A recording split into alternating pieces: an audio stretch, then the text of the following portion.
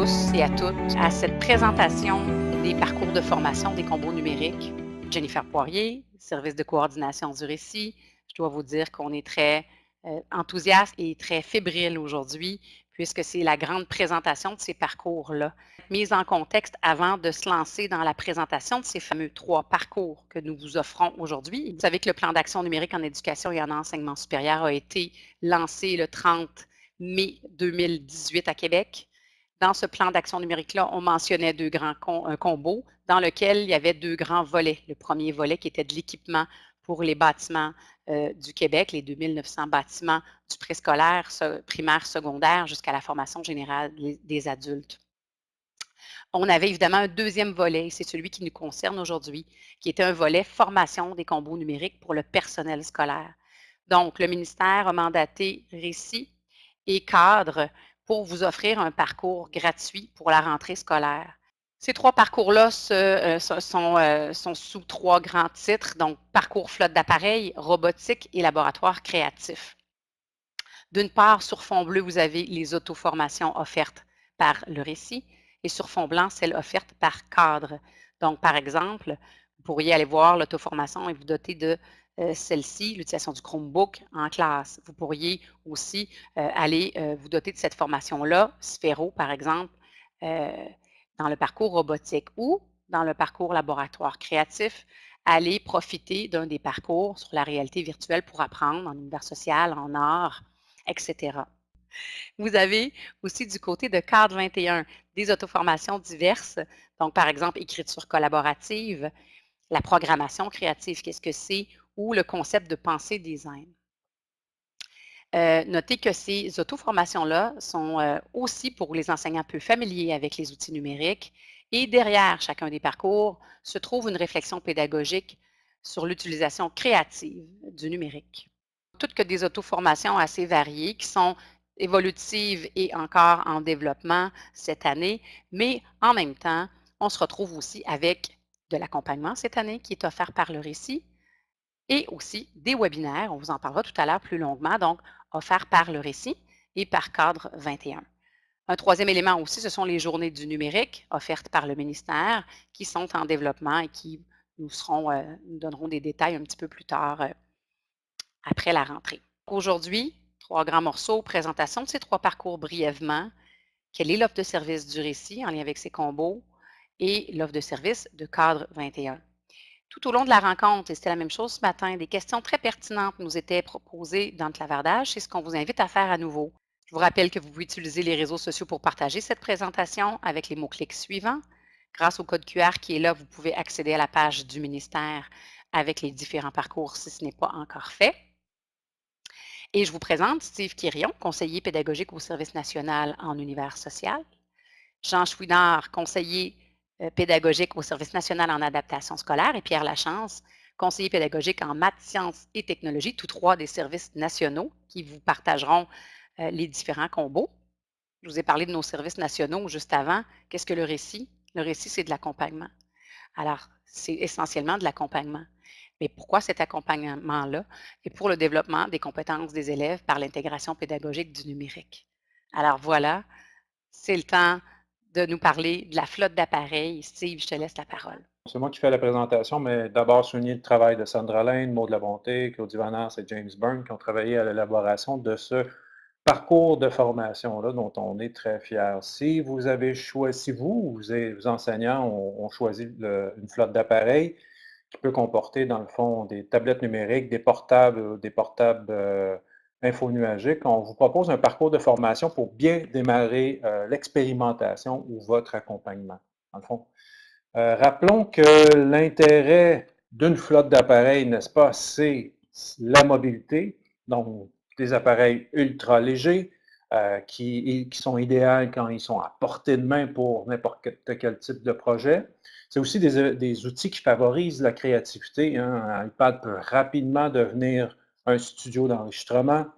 C'est des outils aussi collaboratif, donc les suites bureautiques maintenant permettent aux élèves de travailler en collaboration dans différents types de documents. On sait aussi que la technologie offre des possibilités de rétroaction dans les fameux documents collaboratifs, mais aussi avec les questionnaires interactifs. Puis bon, dernier avantage non négligeable, quand même, c'est des outils flexibles, donc ils peuvent être utilisés dans n'importe quelle discipline. Donc, c'est pour ça qu'on apprécie ce type d'appareil. On va voir ensemble rapidement le contenu d'un parcours de formation. Bon, d'abord, c'est des questions pédagogiques pour orienter votre expérimentation sur une intention pédagogique dans un premier temps. Et ensuite, bon, vous avez une série d'aides-mémoires technologiques qui vont vous permettre de savoir un peu, bon, si je veux bien expérimenter ou utiliser mon iPad en classe, par exemple, ou mon Chromebook, ben, quel type de connexion j'ai besoin, comment je peux partager mes fichiers, etc. Mais d'abord, on a voulu vraiment donner la parole aux enseignants qui ont expérimenté récemment ou sous peu, qui l'ont fait depuis un an ou un petit peu plus longtemps, la parole. Donc, dans le fond, c'est le cas de Judith. Judith qui, dans le fond, a expérimenté ou a reçu une flotte de Chromebook l'an passé. Elle nous parle de ses premières expérimentations. Et aussi, ben, elle a mis dans cette vidéo-là, là, dans le fond, de 6 minutes, elle nous parle de son projet de classe inversée. C'est le cas aussi de Sandra. Sandra qui a 6 iPads dans sa classe et nous explique dans une courte vidéo comment, dans le fond, elle travaille en atelier et elle présente aussi son premier projet qu'elle fait en classe. Il s'agit des avatars et des vidéos d'élèves qui font une présentation. Alexandra au secondaire, donc enseignante en anglais langue seconde, qui, pour elle, dans le fond, la technologie est venue simplifier la gestion de classe, donc elle peut mettre plus de temps sur toute la question pédagogique, sur les intentions pédagogiques, en fait. On espère que ces vidéos-là vont vous inspirer dans votre expérimentation ou vous être utiles dans l'accompagnement d'enseignants, justement pour illustrer des pratiques gagnantes en classe et d'enseignants qui l'expérimentent au jour le jour et qui le font depuis peu. Pièce maîtresse, les autoformations. Qu'est-ce qu'une autoformation? En fait, il s'agit d'une formation que l'on peut faire à distance et de façon autonome. Donc, on peut la faire quand on veut, au rythme que l'on veut. Donc, c'est vraiment sa flexibilité qui caractérise les autoformations du récit. C'est le cas de comment améliorer son vocabulaire en anglais langue seconde. Donc, dans cette auto-formation-là, vous allez pouvoir expérimenter différents outils comme Tingling, Adobe Spark ou PicCollage. C'est aussi, par exemple, une auto-formation sur les fonctions d'aide du iPad, donc qui sont directement intégrées. Bon, c'est sûr qu'il y a tout ce qui touche l'aide à la lecture, à l'écriture, les fonctions guidées, comment travailler en multi-plateforme, multitâche dans un appareil. Et c'est aussi, par exemple, les questionnaires interactifs. On était dans la classe de Caroline qui, elle, utilise les questionnaires pour modéliser une démarche en univers social, par exemple. Donc, on a capté ça pour justement, vous puissiez utiliser ça en formation avec vos enseignants. Et bon, si quelqu'un veut faire une auto-formation, ben, il va pouvoir utiliser l'auto-formation pour apprendre Socrative, Kahoot ou Playcurse.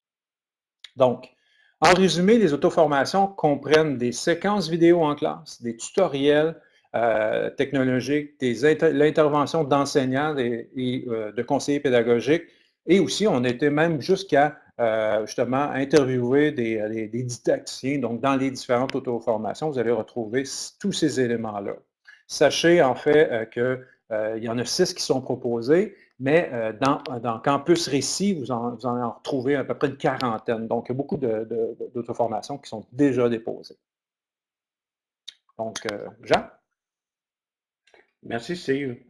Alors, si vous avez choisi d'acheter des robots ou des ensembles de robotique, sachez qu'on a travaillé pour vous pour développer des capsules de formation, un parcours de formation qui va vous permettre, soit que vous apparteniez à l'éducation du préscolaire, à l'enseignement du primaire ou du secondaire, ou encore la formation générale des adultes, vous allez pouvoir bénéficier de ce parcours de formation-là en robotique, soit pour vous accompagner dans vos premiers pas avec la robotique, ou soit encore pour en investir des éléments pédagogiques.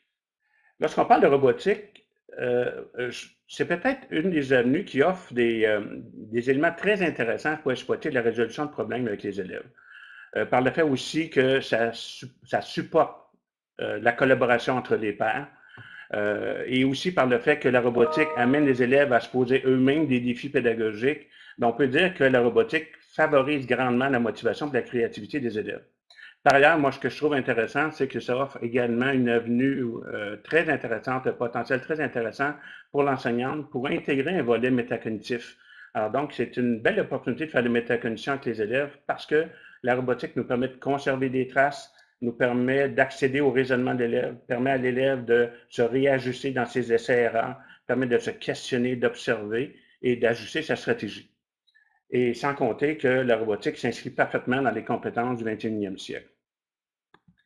Dans le parcours de formation, vous aurez l'occasion de consulter les différents témoignages, notamment ceux de Véronique et d'Isabelle, qui sont des enseignantes à l'éducation préscolaire, qui vont principalement aborder la question du début en robotique. Elles l'ont expérimenté elles-mêmes. Elles vont parler notamment de faire progresser les élèves par la manipulation et aussi elles vont insister sur le fait de travailler en diade. Alors, et en plus, elles vont aborder l'élément de l'abondance du matériel en lien avec les thématiques explorées en classe. En ce qui a trait à Julie, qui est enseignante à l'éducation préscolaire, et à Chantal, enseignante au 3e cycle du primaire, elles vont aborder plus particulièrement l'intégration de la robotique dans leur pédagogie. Il sera davantage question de la planification, de l'exploitation de la robotique. On abordera les questions de la gestion de classe et également de l'organisation. Et une de les révélations, notamment Chantal Feita, que le fait qu'elle était surprise de voir que les garçons et les filles collaborent très bien ensemble, et également que ça offre des avenues intéressantes pour des élèves en difficulté. Par ailleurs, Véronique, elle, qui est enseignante au secondaire, va nous parler plus particulièrement de son expérience qui a transformé son rôle d'enseignante pour davantage s'orienter vers une guide ou une accompagnatrice de ses élèves. Antoine, lui, qui est enseignant à la formation générale des adultes, mettra l'accent davantage sur l'action des élèves, les mettre en action avec la robotique et avoir des objectifs très précis. Par ailleurs, maintenant, on va aborder les modules d'auto-formation qui ont été développés pour vous. Évidemment, il va y en avoir d'autres qui vont s'ajouter en cours d'année, mais vous pouvez déjà consulter, par exemple, le module qui touche sur les premiers pas avec l'appareil Bluebot. Ça vous permettra de vous familiariser avec le fonctionnement de l'abeille. On va aborder comment l'introduire en classe. On va vous donner des conseils pour bien débuter et on va souligner également les avantages pédagogiques de la Bluebot. On va également avoir des capsules qui vont toucher les ensembles de robotique Lego. Alors donc, les premiers pas avec WeDo 2.0 et Monstorms EV3. Donc, vous allez, à la consultation de ces capsules, vous allez comprendre tout le contenu des ensembles, comment on l'introduit également en classe, des conseils pour bien débuter aussi, également un ensemble de documents à télécharger. Enfin, il y aura également des capsules qui vont toucher la robotique en classe avec MBot, Sphero, Ozobot, et hormis le fait que vous allez aborder les premiers pas avec ces outils-là pour les personnes qui débutent, vous aurez également l'occasion de voir des tutoriels, avoir de la documentation, recevoir des stratégies, des trucs de dépannage, et il y aura également beaucoup d'exemples de défis à relever. Alors, ça complète un peu le volet robotique, simplement pour souligner que si vous intégrez ce volet-là dans votre pédagogie, peut-être que vous allez découvrir des aspects insoupçonnés de robotique, et puis ça va vous donner le goût de l'intégrer dans votre pédagogie en classe durant l'année. Alors, merci. Maintenant, je cède la parole à Pierre. Donc, c'est à mon tour de vous parler du 3e parcours de formation à propos des laboratoires créatifs. Donc, laboratoire créatif, mais qu'est-ce? On entend beaucoup parler du mot Fab Lab, Makerspace, Open Creative Space. Donc, c'est tout autour du même concept. Le ministère a décidé d'appeler ça le laboratoire créatif pour X raisons. Donc, c'est quoi? C'est un local ou un coin de local. Donc, si on a un local disponible dans son milieu, dans son école, tant mieux. On peut l'utiliser pour créer cet espace-là qui va avoir un but précis. Ou ça peut être un coin d'une bibliothèque, par exemple, qui va attirer d'autres gens à faire autre chose que de consulter des livres. Donc, on peut aussi aller en créer, pourquoi pas. Ou encore un coin d'un atelier de sciences qui sert plus ou moins, qui est plus ou moins utilisé. Donc, on peut se trouver un lieu, un espace où on va mettre en place, où on va créer notre lab créatif. Laboratoire qu'on pourra les développer différentes approches, différentes démarches, donc comme celle inscrite sur la diapo, donc créativité, collaboration, etc. Donc, on va pouvoir vraiment, je pense, aller développer différentes choses dans ce laboratoire-là. Nous, dans le laboratoire créatif, on a fait 3 vidéos qui discutent de différents aspects des laboratoires créatifs. La première, c'est la définition, donc c'est quoi, qu'est-ce qu'on fait, comment. La deuxième, on va parler de pédagogie, donc quelle sorte d'approche qu'on peut utiliser dans ces laboratoires-là, les démarches également. Donc, on va aller utiliser certains concepts pour présenter ça. Et la troisième partie, donc, sur le matériel. C'est qu'est-ce qu'on met dans un lab créatif? Est-ce qu'il y a une limite? Est-ce que tout peut se retrouver là? Donc, c'est les 3 vidéos que vous allez retrouver dans le parcours. Et à l'intérieur de ces 3 vidéos-là, on a intégré les témoignages très importants de 2 enseignantes. La première, Karine Riley, enseignante au primaire comme son scolaire de la capitale. Elle a utilisé l'an passé le laboratoire créatif du Musée de la civilisation à Québec. Donc, un nouveau laboratoire qui a été mis en place pour les visiteurs du musée, aussi les enseignants, les conseillers pédagogiques de la région. Donc, c'est à cet endroit que Karine a vécu certains projets. Donc, elle nous livre un bon témoignage sur ce qu'elle a fait. L'autre enseignante qui a eu la chance de partager son témoignage avec nous autres, donc Véronique Marquis, enseignante de la Bourse et de Chemin, qui a utilisé, elle, le laboratoire créatif de la Commission scolaire Bourse et de Chemin, le Créo Lab, qu'on a nommé ici. Donc, elle a utilisé ça l'an passé, elle a fait plusieurs projets, elle est venue s'approprier différents matériels, donc elle nous témoigne de comment elle trouve ça, l'impression avec les élèves et autres. Donc, ces témoignages-là viennent ajouter aux propos des 3 vidéos, comme je disais tantôt, sur la définition, la pédagogie et le matériel. Pour ce qui est des auto-formations, tout peut se faire dans un lab créatif. Hein, c'est très ouvert comme espace, mais on a quand même ciblé pour démarrer certaines auto-formations, dont l'impression 3D, donc une formation pour l'impression 3D, une formation de base, pardon. Et qui dit impression 3D dit aussi logiciel de dessin 3D, Tinkercad, Onshape et Inventor, donc 3 logiciels qui pourront servir à écrire, pas écrire, mais à dessiner en 3 dimensions.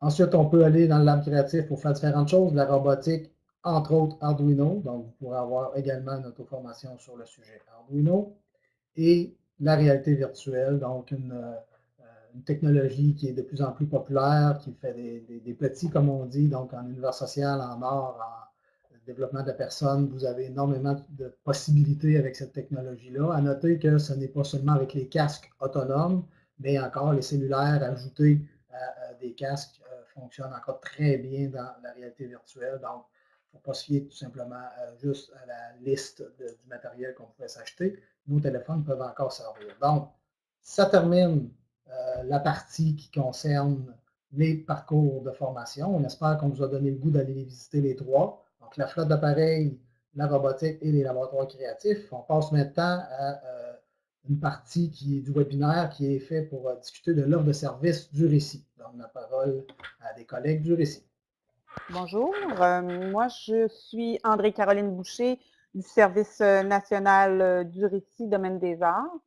Alors, j'aimerais vous présenter les offres de formation des services nationaux pour votre développement professionnel. Donc, comme vous l'avez constaté, on a eu beaucoup jusqu'à maintenant d'auto-formation. Vous avez vu qu'il y en avait plusieurs de disponibles sur le campus Récit. Ce que je voulais vous dire, c'est qu'en plus des auto-formations, nous, les 12 services nationaux, on offre aussi des services personnalisés d'accompagnement et de formation en lien avec les combos numériques. Effectivement, on peut se déplacer pour vous rencontrer en réel dans votre commission scolaire ou même vous rencontrer en distance, en visioconférence, selon votre convenance. Par exemple, vous pourriez m'inviter, moi, dans votre commission scolaire pour développer un projet d'expérimentation sur la réalité virtuelle ou même vous pourriez inviter un ou une de mes collègues pour une formation sur la robotique ou l'aide à l'apprentissage. Donc, je vous invite à aller sur le site central du récit, récit.qc.ca, pour voir toutes nos offres de formation. Alors, je vous dis de ne pas hésiter à communiquer avec nous. On est là pour vous. Je passe la parole à Patrick. Merci André-Caroline. En plus des gens du récit au niveau national. Vous savez qu'il existe d'autres niveaux de récits. En fait, vous avez tous les récits, les services locaux du récit, qui est plus de 70 personnes à travers le Québec. Et ces gens-là, si vous ne connaissez pas votre conseiller récit, vous pouvez vous rendre sur le site du récit à récit.qc.ca. En haut, vous avez l'onglet Conseiller pédagogique du récit et il est possible de faire une recherche, par exemple, dans le cas des récits locaux, une recherche par commission scolaire.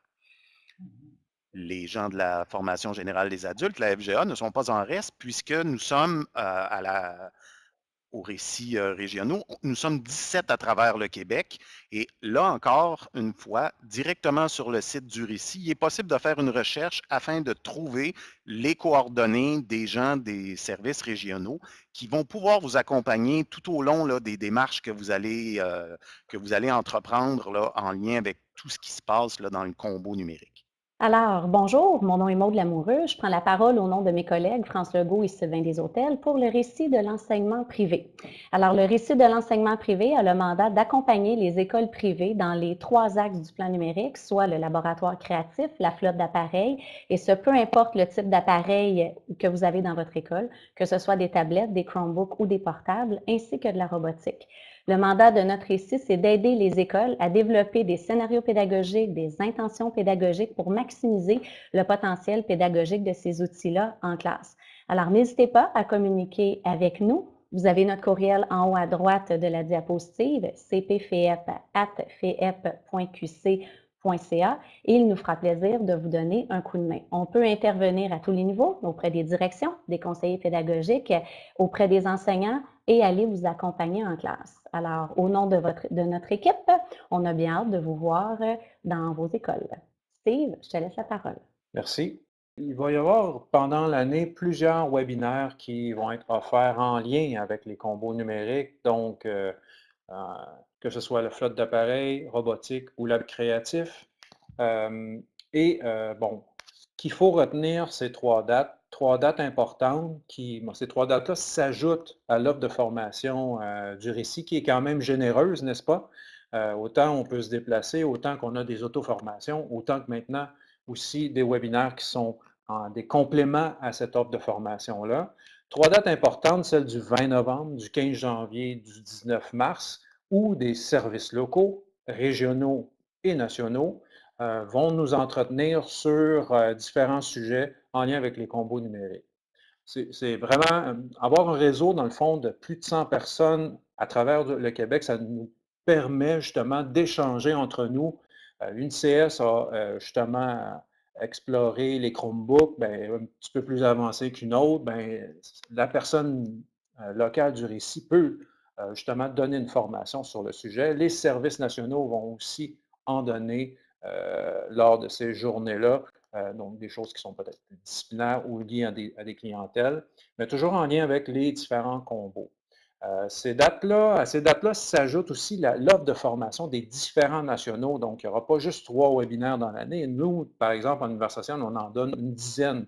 Donc, on en propose à différentes plages horaires, justement, pour faire en sorte que tous puissent participer à ces webinaires-là. Donc, on souhaite que vous soyez de vous voir en grand nombre à ces différents rendez-vous tout au long de l'année scolaire. Le récit, donc, est présent dans plusieurs colloques, donc les LACOPS, l'EDCAN, le CREACAN. Donc, c'est possible de venir nous voir, de venir profiter de notre atelier, de notre expertise à ces moments-là. Il y a également des colloques d'associations où on peut être présent, donc en univers social, en mathématiques, en langue, en arts, en éducation physique, à la santé. On peut être présent là pour des ateliers, des conférences et autres. Il y a également des commissions scolaires qui se créent des journées, des genres il y a peut-être des colloques, des journées de formation en lien avec le numérique. Donc, les nationaux, les locaux, les régionaux peuvent être invités à participer, à offrir des ateliers à ces moments-là aussi. Donc, c'est une autre occasion pour venir travailler avec nous autres. Donc, suivez-nous sur le site du récit, sur les réseaux sociaux pour savoir un peu plus ce qu'on est. Et vous pouvez même contacter directement les personnes. Donc, vous avez dans le bottin du récit la possibilité de poser vos questions. Où est-ce que vous êtes? Pouvez-vous venir dans notre milieu? Ça va nous faire plaisir de travailler avec vous autres. Donc, on serait rendu maintenant à la partie réponse aux nombreuses questions qu'il y a eu dans le jury, parce qu'il y en a quelques-unes. On a dit qu'on était trop clair, donc on aurait dû laisser des parties plus floues, mais on va essayer de répondre à certaines questions, même rappeler ce qui a été posé ce matin dans le webinaire. Donc, je vais passer la parole à M. Quirion qui va nous commencer ça. Je n'ai pas eu le temps de voir si la question a été posée à ce webinaire-ci, mais elle a été posée aux deux autres. Puis bon, on la trouvait vraiment pertinente. Puis d'entrée de jeu, on va commencer avec celle-là. Ça va nous permettre de répondre aux questions qui ont été posées là. Donc, la question était en fait comment on organise la suppléance ou le manque de suppléance pour faire en sorte que bon, les enseignants puissent participer à ces formations-là. Est-ce qu'on peut rémunérer ces enseignants-là en soirée, en fin de semaine? Donc, les directions ne sont pas prêtes à aller là. Donc, la réponse qu'on a donnée et qui, dans le fond, nous semble essentielle, c'est il est capital de faire en sorte que les gens comprennent ou d'émettre de façon forte et claire qu'il faut consacrer du temps au développement professionnel. Donc, les enseignants doivent avoir du temps. Donc, il faut se dire ça collectivement pour amorcer ce virage-là. C'est un élément nécessaire, essentiel, incontournable.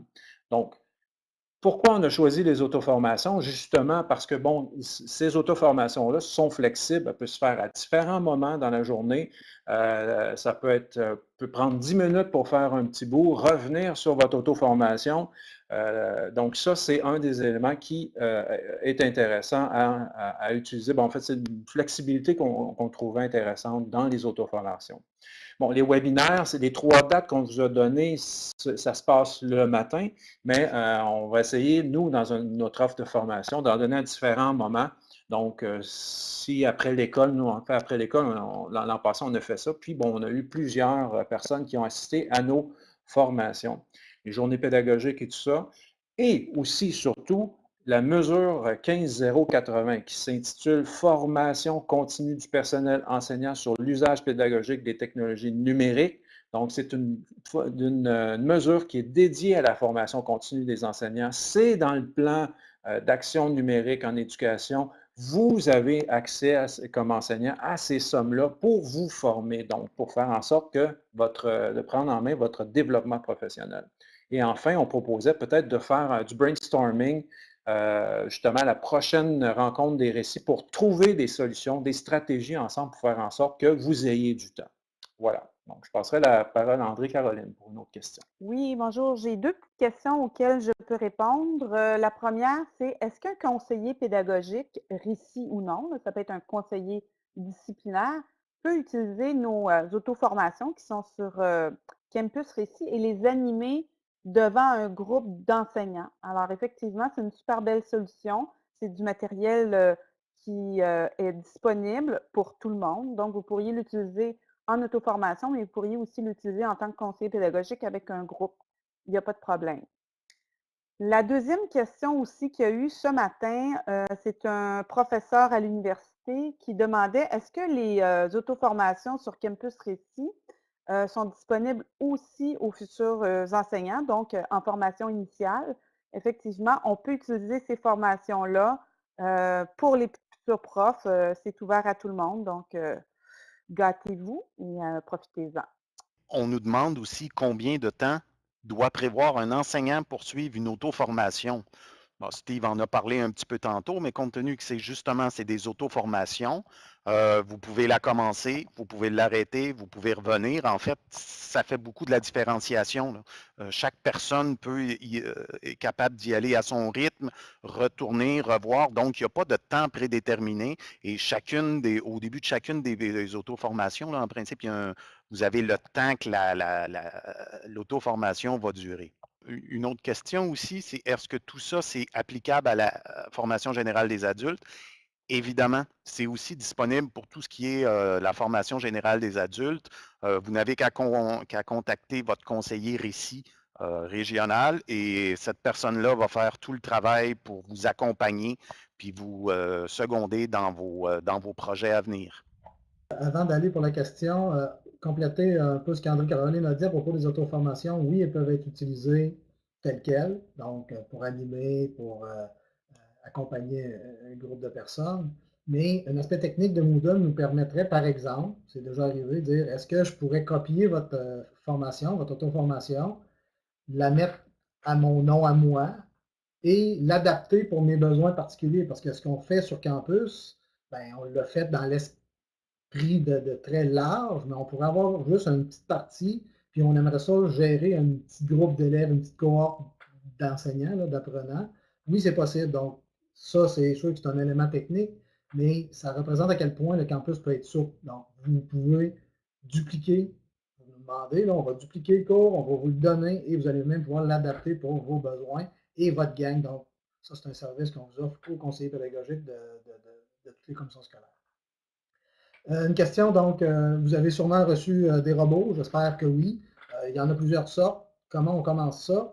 Bien, sachez que cette année, donc dans tous les parcours de formation, pas juste en robotique, il va y avoir des travaux qui vont se faire au cours de l'année pour augmenter l'offre des auto-formations, des formations en présence, la documentation. Donc, pour les robots, ben oui, j'ai du travail à faire pour trouver le moyen de faire un tronc commun. On va trouver un meilleur mot, mais pour l'instant, c'est un tronc commun de formation avant d'aller dans les robots spécifiques, parce que je pense que faire de la robotique, on peut débuter dans le même parcours, puis ensuite aller vers son robot très précis. Donc ça, c'est à venir. On va travailler là-dessus au cours de l'année. Et dernière petite question pour moi, est-ce que vous pouvez être accompagné dans votre développement d'un lab créatif? Ben, oui, c'est dans l'offre de services, donc dans les parcours de formation. Je peux et autres services nationaux pourront aussi vous accompagner parce que, comme on a dit, vous voulez vous mettre un espace comme ça dans votre milieu. Vous voulez faire quoi? Donc, travailler avec les iPads, travailler avec les Chromebooks, travailler avec des imprimantes 3D. Vous pouvez faire appel à nous pour ces aspects-là. Et la mise en place d'un local, vous pouvez nous contacter également pour vous aider à cheminer dans la création de votre lab à vous. En regardant notre parcours de formation, vous allez voir que c'est votre local, ce n'est pas une copie d'un autre. Bien, pour conclure cette période de questions, si vous permettez, je vais tout simplement vous inviter, si vous avez d'autres questions, à communiquer avec votre service local ou régional ou national du récit. Acheminez vos questions par courriel et je suis certaine qu'ils vont être très heureux de répondre. Maintenant, je passerai la parole à Jacques Cool de Cadre 21 pour son offre de service. Merci. Merci beaucoup, André-Caroline. Bonjour tout le monde. Mon nom est Jacques Cool au Cadre 21 et puis ça me fait vraiment plaisir de m'adresser à tout le monde ici pour faire part justement de cette offre de formation que le Cadre 21 ajoute dans tout ce beau panorama de développement professionnel. On vient d'entendre plein d'offres diversifiées, intéressantes et surtout flexibles. Je pense que la flexibilité dans la formation, c'est aussi un élément qui caractérise ce que le Cadre 21 veut aussi offrir à tout le monde. Le Cadre 21, qui est le Centre d'animation, de développement et de la recherche en éducation 21, comme l'indique son acronyme, eh bien, elle a 3 missions. Il a 3 missions et c'est surtout celui du développement professionnel dont il est question ici aujourd'hui. Donc, le D de Cadre 21. C'est un organisme à but sans lucratif et qui est aussi, qui a comme mission de desservir les gens en éducation partout dans le monde francophone. Francophone au Québec, au Canada francophone et ailleurs en francophonie. Ce qui fait qu'avec l'initiative sous le plan d'action numérique et l'offre des combos, ça nous fait vraiment plaisir de permettre à tous les enseignants au Québec, à tous les niveaux d'enseignement aussi, de pouvoir accéder à ces formations pour qu'ils puissent s'entreprendre dans cette démarche de croissance professionnelle. Donc, je vais prendre les quelques prochaines diapositives pour expliquer en gros l'offre que nous apportons ici. Et par contre, j'aimerais préparer le terrain en disant que ce que le Cadre 21 veut offrir, puis on a entendu des éléments qui ont été mentionnés par mes collègues précédents, c'est justement un engagement de la part de l'apprenant. Nous, on vise vraiment un engagement qui soit actif dans son milieu, mais qui soit également réflexif. C'est-à-dire, j'apprends, j'essaie, j'apprends au sujet de, j'avance dans mon cheminement et je peux réfléchir, analyser ma pratique en cours de route. Et le fait que cela se fait dans son milieu et à son propre rythme. C'est vraiment quelque chose, le modèle que nous proposons veut diminuer toutes les frontières, les contraintes, soit de temps, d'horaire, de suppléance, ça n'a vraiment pas sa place ici dans le sens que l'enseignant y accède et peut construire ou s'investir selon certaines dimensions du sujet étudié et de le vivre dans son milieu et aussi avec d'autres. Nos formations, et on n'est pas les seuls qui avancent ça privilégie l'intention pédagogique avant tout. On est tous d'accord que le numérique offre des leviers vraiment puissants. Ils seront justement puissants à la lumière des intentions pédagogiques claires qu'on peut leur attribuer et de pouvoir ensuite en faire bon usage. Donc, l'ensemble de nos formations qui sont finalement un beau présentoir de sujets et de dimensions permet à l'apprenant de s'engager à son rythme. Nous avons, depuis 2016, le cadre 21 a des offres de formation qui sont retrouvées ou placées sous 3 axes, soit les stratégies pédagogiques, les compétences numériques et la gestion de classe. Et avec ce partenariat ici, avec le ministère, on a pu déterminer nos formations sous l'une ou l'autre des 3 axes des combos numériques. Par contre, dans l'ensemble de nos formations, c'est un parcours décliné en 4 niveaux de reconnaissance. Il y a 2 mots-clés qui soutiennent tout ça, c'est la valorisation et la reconnaissance du développement de compétences. Donc, nous avons je vais aller au milieu d'abord, sous la flotte d'appareils, arbitrairement regrouper des formations telles que l'écriture collaborative sous toutes ses formes, la classe inversée qu'on voit de plus en plus, les réseaux sociaux en éducation, quels usages en faire, les organisateurs graphiques, tous les mind maps et croquis-notes de ce monde, la différenciation pédagogique justement soutenue avec des leviers numériques, ainsi que la ludification des apprentissages. Au niveau des labos créatifs, la pensée design, oui pour les enseignants, oui pour les équipes, mais aussi avec les élèves dans la co-construction de solutions qui se caractérisent dans un espace comme un labo créatif. Et aussi une nouvelle formation qui sort tout juste du four. On en est très fiers, une sur la rétroaction aux apprenants. Il y a des formations au niveau de la programmation, la programmation créative qui a été les experts de contenu, Margarida Romero et son équipe d'experts à l'Université Laval qui ont développé cette formation-là, ainsi qu'une formation qui sera développée au courant de l'hiver pour l'implantation de la robotique dans son école, avec peut-être un regard un peu plus ciblé vers le primaire qu'on fait en collaboration avec une école publique de l'île de Montréal. Et il y aura d'autres formations qui vont s'ajouter au courant de l'année. On est très ambitieux de ce côté-là, de bonifier notre offre au fur et à mesure qu'on avance. Typiquement, nous favorisons un modèle où l'apprenant avance à son rythme, mais à différents niveaux. Donc, prenons l'exemple affiché ici de l'écriture collaborative. Pour quelqu'un pour qui c'est une dimension nouvelle, que c'est un outil nouveau, eh bien, elle peut explorer d'abord au niveau de ce sujet, de se faire une tête sur le sujet, mais aussi tout de suite, les intentions d'exploration, de recherche, de visionnement, les intentions sont clairement données au départ. Donc, grosso modo, qu'est-ce que tu comprends? Mais déjà, commence à penser comment ça pourrait avoir un impact sur ton enseignement, comment ça pourrait avoir un impact sur la motivation des élèves qui sont avec toi. Donc, oui, c'est au conditionnel, mais déjà, on veut que les gens puissent y réfléchir. Combien de temps que ça peut prendre? Ça varie. Il y a des gens qui font le tour du jardin en quelques heures. Il y en a qui vont étaler ça selon leur réalité quotidienne, professionnelle et tout ça. Donc, il n'y a pas de date limite, il n'y a pas d'échéancier, il n'y a pas de moment où pouf, ça disparaît. Au contraire, pensez restaurant, buffet chinois, 75 réchauds, vous vous présentez avec votre assiette et votre estomac et vous pouvez essayer différents aspects pour parfaire votre compréhension. Au deuxième niveau, c'est une invitation à essayer quelque chose, à expérimenter par rapport à des approches, des outils, il y a plein de suggestions de ce côté-là aussi, avec, dans une activité d'apprentissage qu'on peut faire avec un groupe et analyser ou réfléchir sur ce qui a été vécu avant, pendant et après cette activité pédagogique-là. Parce qu'à l'autre bout, lorsqu'on est prêt à aller chercher une reconnaissance de cette compétence-là, on fait une soumission d'un badge, c'est-à-dire qu'on raconte son histoire. On a des questions guides qui permettent justement de capter la réflexion qu'on peut avoir sur notre démarche. On peut y annexer plein d'artefacts numériques de tous les types.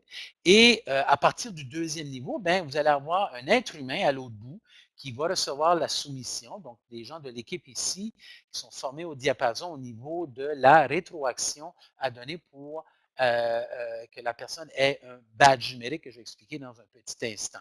Donc, pour nous, cette boucle de rétroaction-là qu'il y a avec les apprenants en formation ici, elle s'avère essentielle, très importante, cette rétroaction-là qu'on peut qualifier de USB, c'est-à-dire une rétroaction qui soit utile à l'apprenant, qui soit spécifique par rapport à la question et aussi qui soit bienveillante, comme on veut toujours faire avec nos jeunes dans nos classes. Le troisième niveau, c'est le niveau virtuose, c'est-à-dire, à mon avis personnel, je trouve que c'est là où ça se passe, dans le sens qu'on intègre la compétence dans sa pratique. On l'a dans notre boîte à outils, on s'en sert, on y fait référence, ça nous habite pédagogiquement, donc on est capable de concevoir des séquences et sur une plus longue période de temps, et aussi qu'on peut analyser sa pratique et même recevoir des témoignages. Donc, il faut aussi réaliser que la flexibilité que nous avons dans notre modèle, si quelqu'un en écriture collaborative dit, ben, écoutez, moi, il y a des outils que j'exploite avec ma classe de français depuis 2 ans déjà, est-ce que je dois me taper le premier niveau explorateur et avancer? Non, on peut avoir un point d'entrée directement au troisième, déjà raconter son histoire avec les questions et les documents qu'on ajoute pour appuyer, recevoir la rétroaction et le badge et ensuite pouvoir continuer. Le quatrième et dernier niveau, ben, c'est le genre de super badge qu'on appelle le niveau innovateur. Je résume en disant, passez au suivant, donnez aux autres. On est des experts bien reconnus, soit dans son entourage immédiat à l'école ou ailleurs, plus grand que ça, on demande de donner un atelier à des conférences ou autres, et on fait preuve de leadership et d'innovation dans le sujet. Donc, ça, c'est un continuum qui s'applique pour l'ensemble des sujets que nous déployons. Et encore une fois, je tiens à souligner le caractère flexible en temps et en exploration. Ça dépend vraiment de l'énergie, de l'engagement qu'un apprenant veut y donner. Le badge numérique, eh bien, c'est le mécanisme de reconnaissance d'une compétence.